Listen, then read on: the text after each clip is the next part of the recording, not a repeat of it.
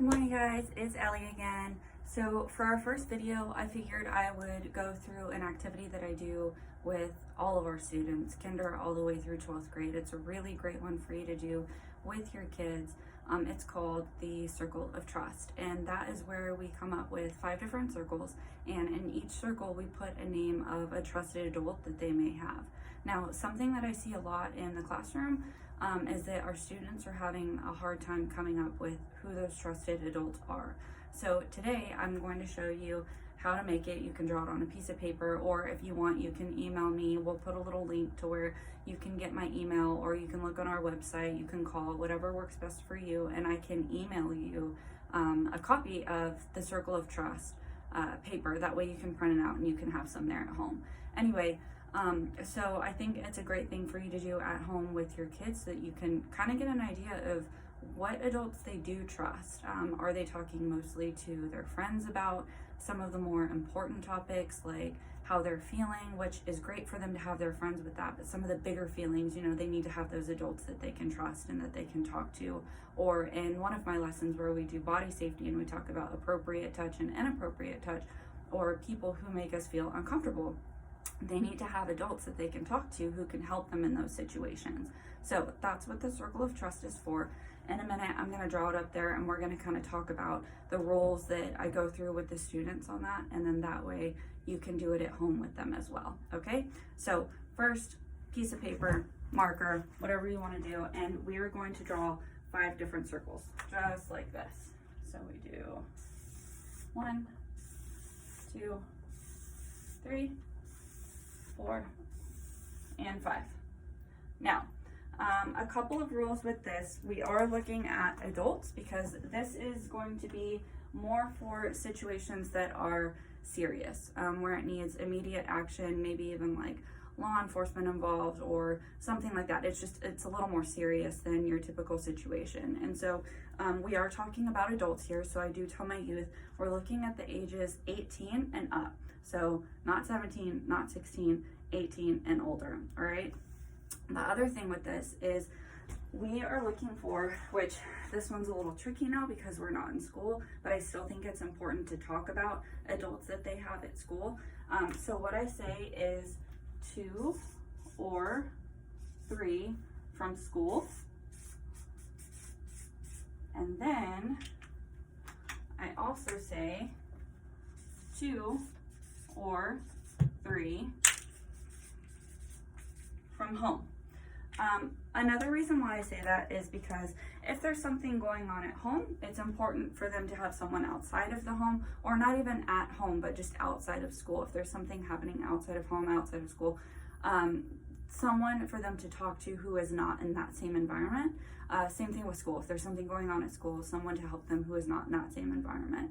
I do tell my students that if there's something going on where they feel unsafe or uncomfortable, to tell at least 2 trusted adults from their circle, 1 from home and 1 from school. That way they're getting help in both environments where they spend a majority of their time.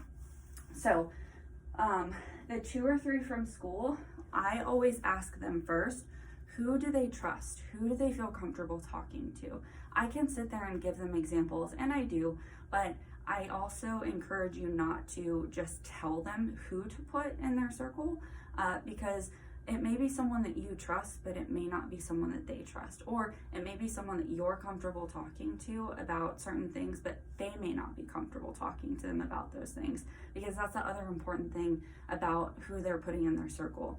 Not only do they need to trust them, but they need to feel comfortable talking to them. A lot of the time, especially whenever we talk about our body safety, it's an uncomfortable, kind of awkward subject, but that doesn't mean that we don't talk about it. So they need to make sure that whoever they're putting in their circle, they're comfortable having those conversations, and they know that the other person that they're putting in their circle is also comfortable having those conversations. So ask them first before giving them suggestions for who they should put in the circle, okay? Now, whenever I say home, I don't mean that they have to live inside of the home. I talk to my students all the time. It looks different. I know that growing up, I talked to my best friend's parents a lot.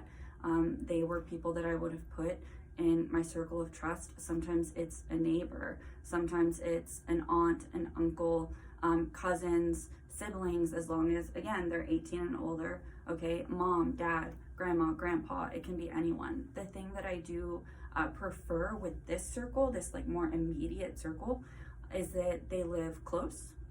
So especially, you know, like if you're in this area, the New Braunfels area, not someone who is in another state, because it takes like 8 hours to get outside of Texas. So someone who is close enough to where if there's an emergency, they can be there with you.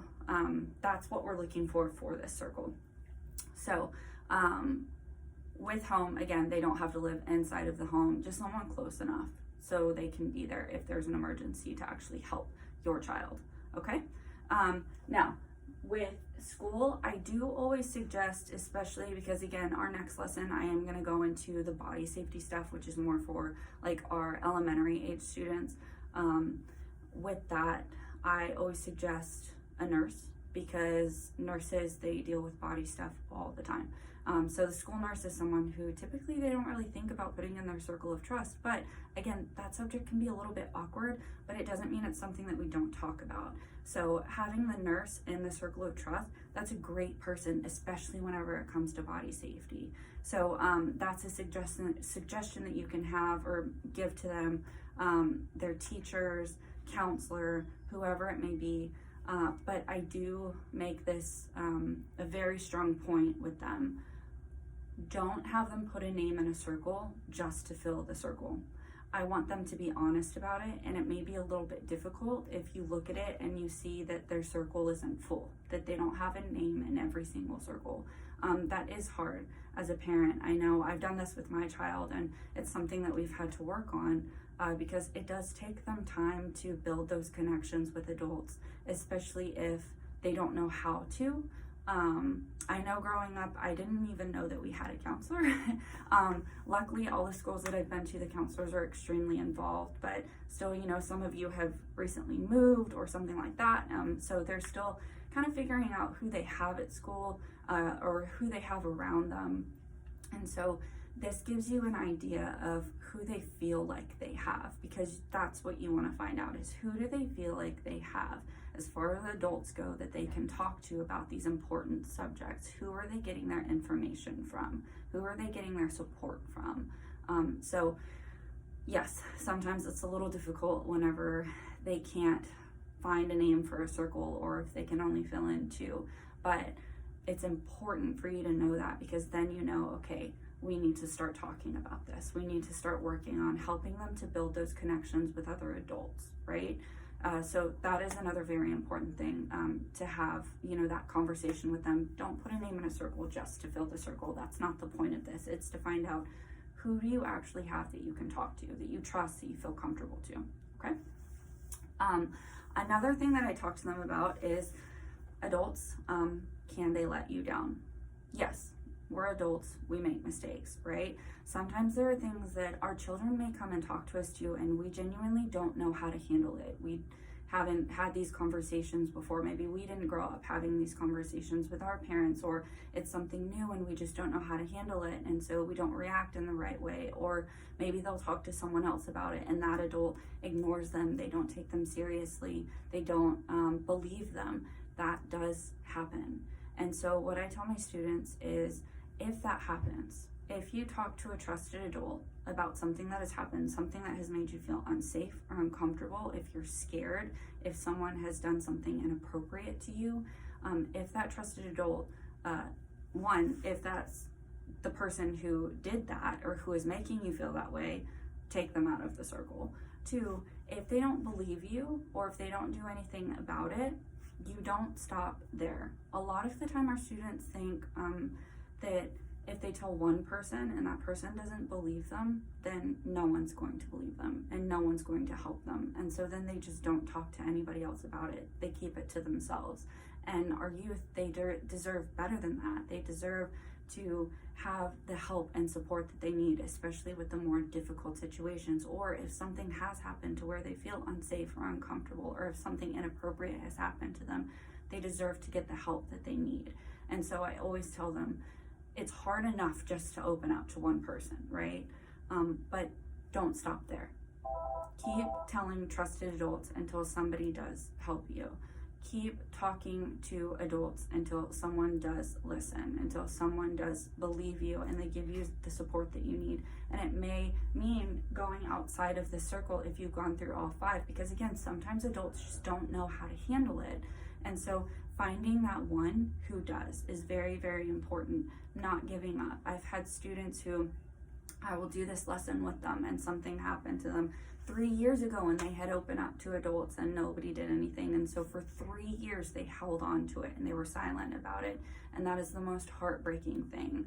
And so I always tell my youth, please, please, please, no matter what, you keep talking to trusted adults or adults until somebody does listen to you, until somebody does help you. And then also having your children aware of resources that are there for them, hotlines that they can call, websites that they can visit. There's us, we have a 24/7 hotline. It's 830-620-7520. We always have someone here who can talk to them. Emailing us so that they can ask questions or just have someone to like speak to or get their information out to, or their questions or concerns or whatever it may be. We have counselors here. Just making sure that they're aware that there are people there that care about them, because right now I do know that a lot of our youth, they feel alone, and I think as parents that's the last thing that we want for them. So this activity is actually a really powerful one, and it's a very important one. I do this with my daughter often. We go through it because it's going to change as they get older. They're going to go to different schools, they're going to have different teachers, and so it will look different. So doing this regularly with them, talking to them about it, making sure that whoever is in their circle, if we suggest someone, that they, just because we feel comfortable with them, you know, we need to make sure that they also feel comfortable with that adult. And it gives you an idea too of what adults they're talking to, what adults are in their lives. So this is our first activity that I'm giving to you guys. Again, if y'all have any questions about it or concerns, or if you have comments about it, anything like that, feel free to give us a call. The number that I gave, you can call there and just ask for Ellie. It's 830-620-7520, or feel free to go to our website and you can contact us through there, and I can go ahead and send you an email with any questions that you may have. But this activity is called the Circle of Trust. It is a great one to do, not just with our littles, it's a great one to do with your teens as well, just to see, you know, what adults do they have, because I know a lot of them, they're going to their friends, and that's great again, but for some of the more serious stuff, you know, it's important for them to have adults who do have those resources and tools to help them with the more difficult and serious situations. So I hope that you all are having a great morning so far. Keep a lookout because I'm going to be putting out more lessons. I think our next one is going to be body safety for our littles, which is a really great one. And then we're going to kind of get into more of the emotional side, which is when I will bring our counselors in and they're going to give, you know, fun activities and games and things like that that you can do with your kids to help keep not only your kids, but you too sane during this time. Okay? All right, everyone have a great morning, and I will talk to you later. Bye.